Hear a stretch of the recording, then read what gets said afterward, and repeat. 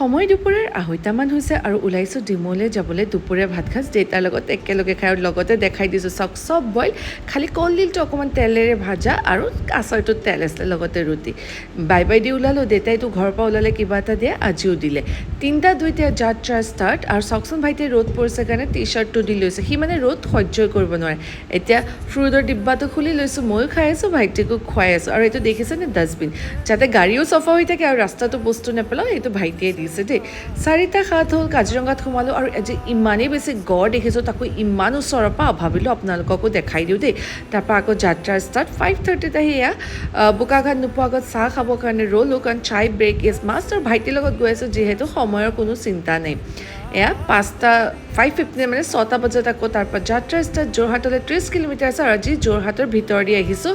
সময়টো চাবলৈ যে কিমান লাগে কাৰণ বাইপাছৰ ৰাস্তা বেয়া জানেই 9:15 এয়া আহি ডিমৌ পালোঁ দেই আজিলৈ